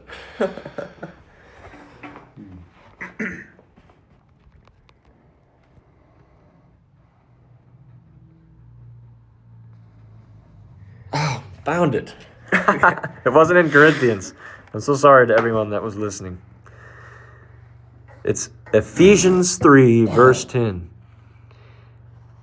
where he says his intent was that now through the church, the manifold wisdom of God should be made known to the rulers and authorities in the heavenly realms, according to his eternal purpose that he accomplished in Christ Jesus our Lord. In him and through faith in him we may approach God with freedom and confidence.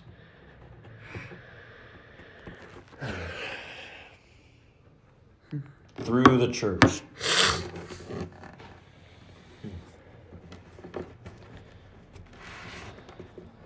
Yeah, it's funny. I was actually listening to a Bible study this morning that was talking about the circumcision of the heart. And when God had revealed that to Abraham, or Abram, I don't But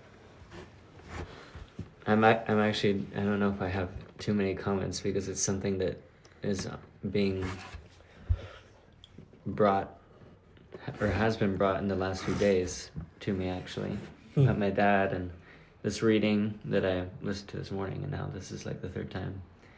But yeah, so I'd love to hear more about what you guys think, but I think he explains it well. It's that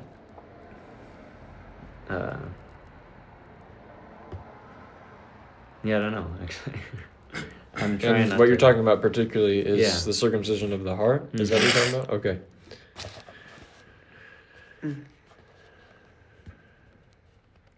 It's mentioned self-love a lot. I think is what's needing to be cut off.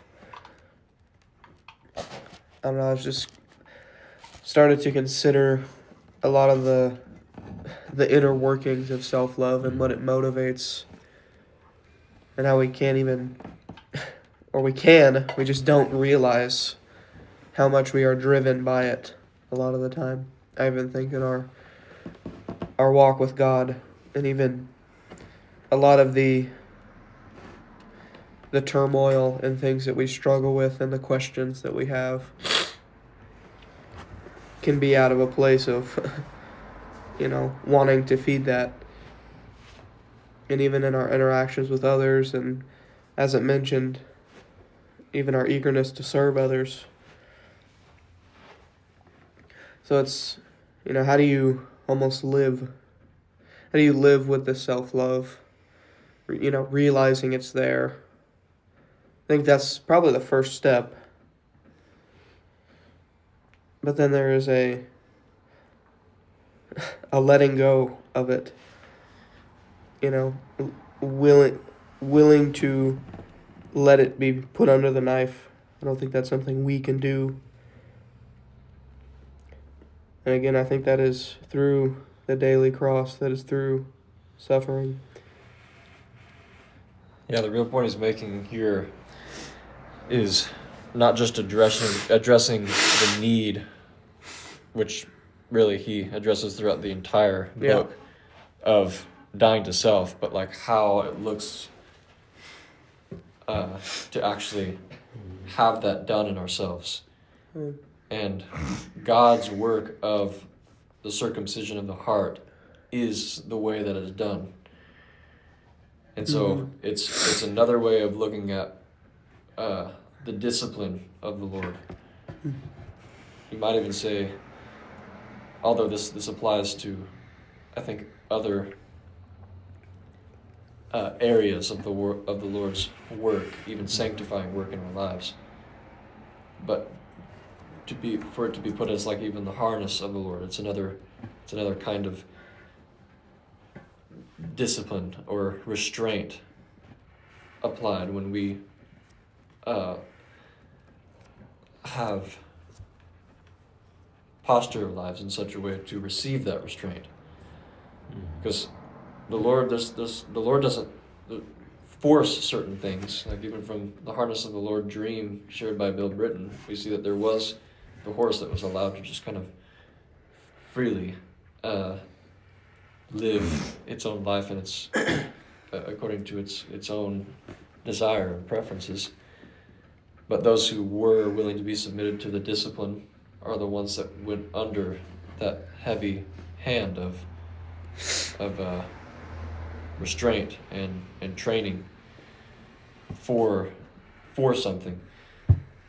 And the circumcision of the heart can be looked at in a similar way. It's a thing that we have to yield to. I remember we, in earlier days, talked a lot about yieldedness. But the tendency of man, when we feel the pain of that circumcising work, the cutting off of unnecessary or even harmful flesh from the heart, is something that, like, we are naturally going to try to stop and avoid. And it's all too possible to disrupt that work. In fact, I think we have unfortunately seen several examples of that in our own midst. Examples of people who have just disrupted the work. They can't take it anymore, and so they tell God no more, even though they don't even think they're saying that. It's just it's too painful. They don't understand enough. They feel too much. It aggravates them too much. It doesn't seem fair. There's that word fair again. It doesn't seem just. Mm-hmm. All you're doing is cutting into me, and it hurts. So why would I continue to let you do this? And so God stops. And that's not a good sign. Because you still have that flesh. And in fact, if I can take the analogy a little further, now you have an open wound in that flesh. Exposed to the elements. Now you're probably more likely than you were before to get infected.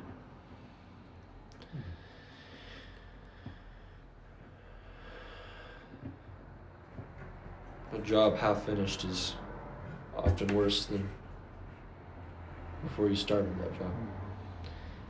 Anyways, don't want to end on a sour note. Another way. Any last thoughts?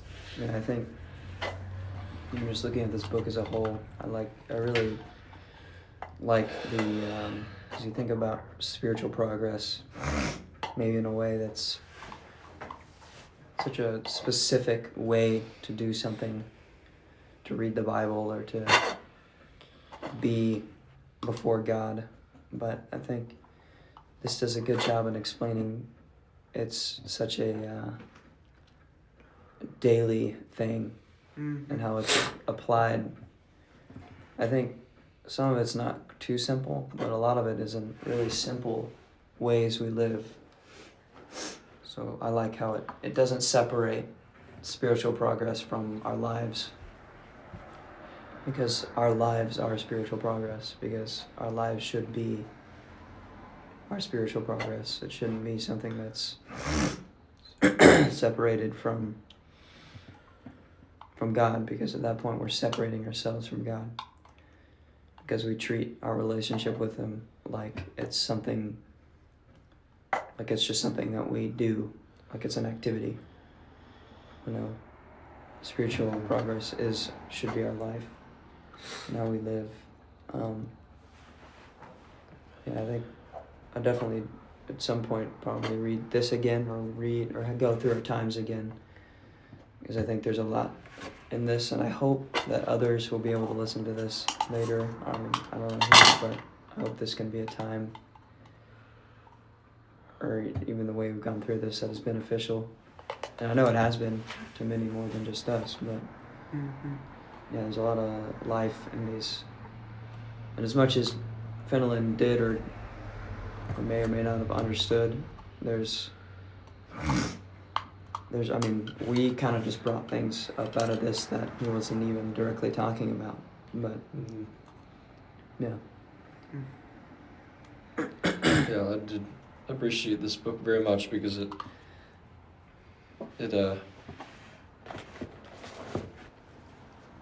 doesn't cut corners, and it didn't avoid touching on some pretty sensitive and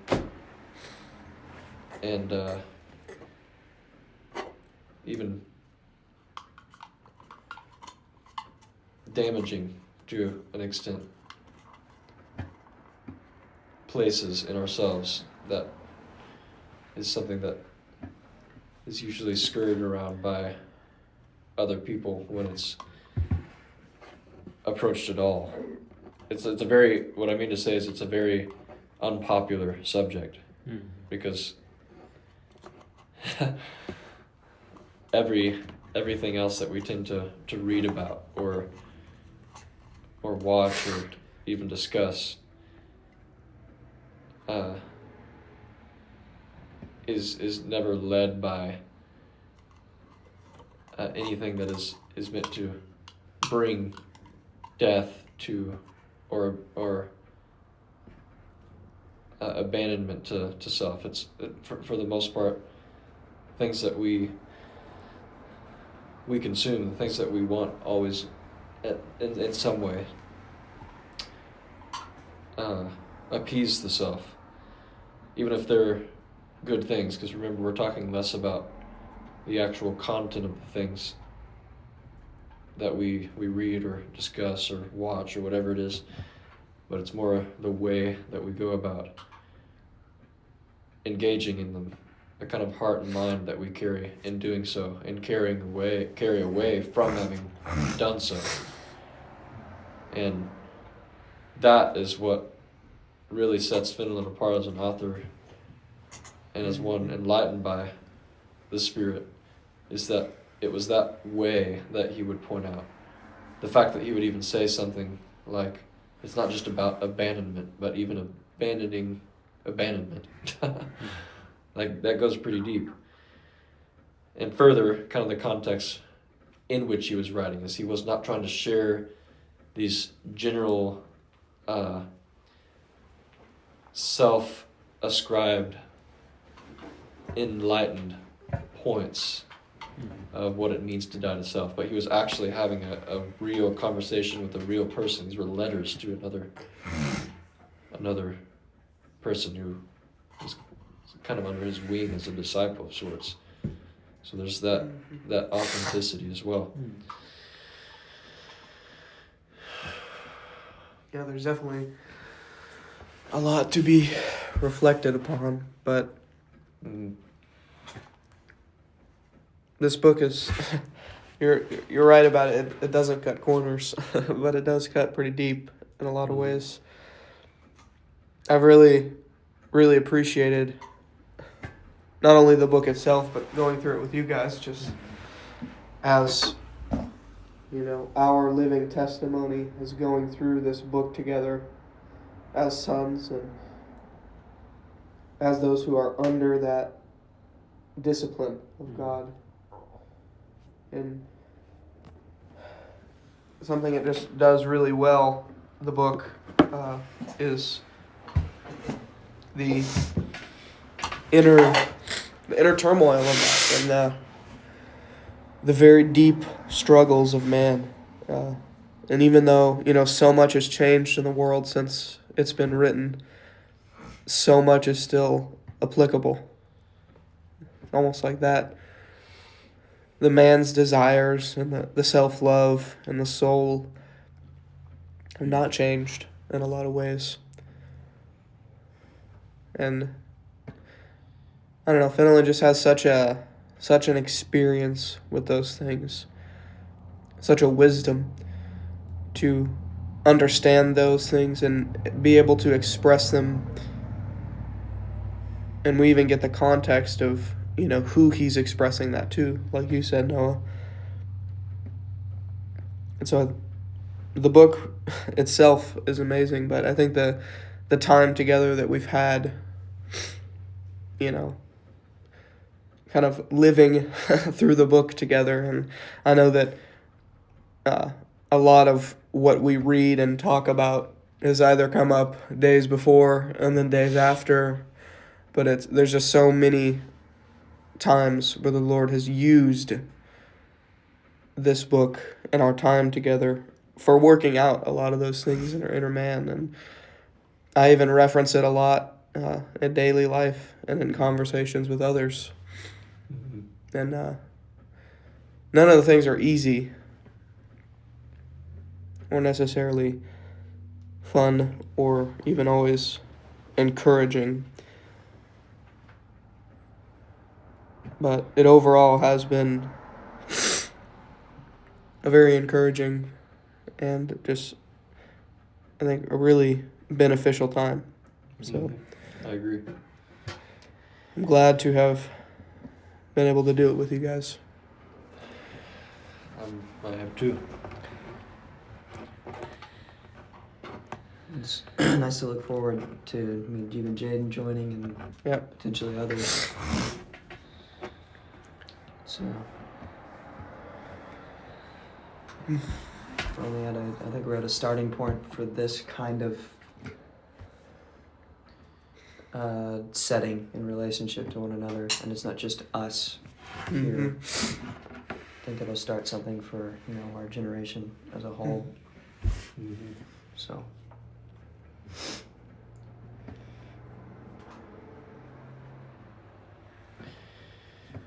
Mr. Benji, you want to wrap us up? Gladly.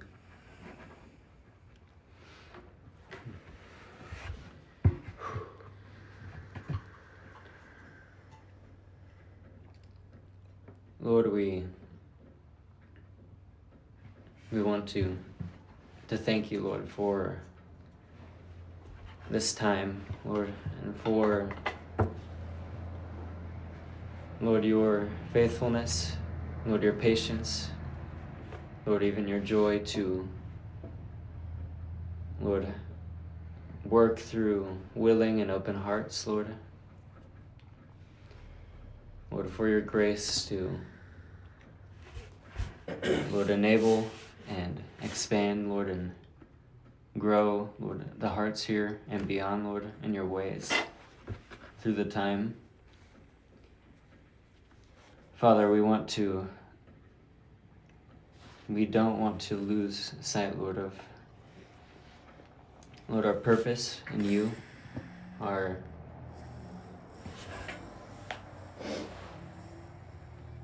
path in you, Lord, the way and the direction, Lord, in which we go.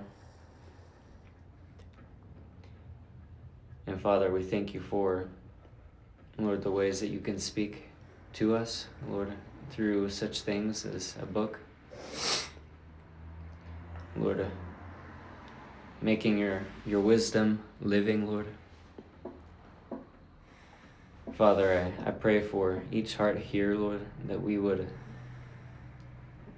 Lord, truly set, Lord, one another apart, Lord, in the way that you have, Lord, brought relationships to us, Lord, that we would, in our own hearts and minds, Lord, commit one another, Lord, to you, our relationship with one another to you, Lord, again and again, Lord. Lord, and we would hope that that wouldn't be out of, Lord, simply obligation, but, Lord, a true seeking out, Lord, of your will.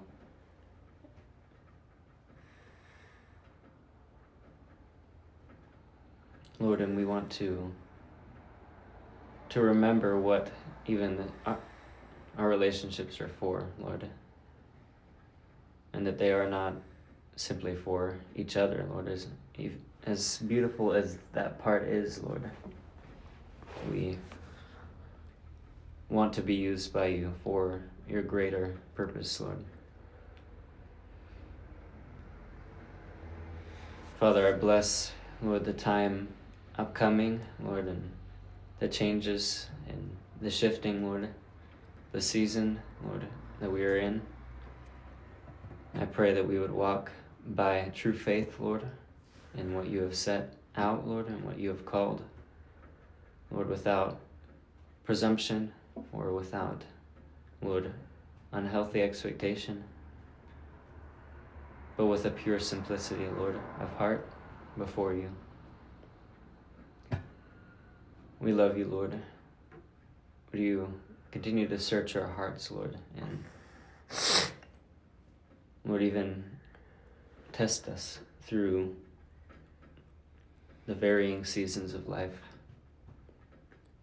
We thank you, Father, for your love. Amen. Amen. Yeah. Thank you, guys.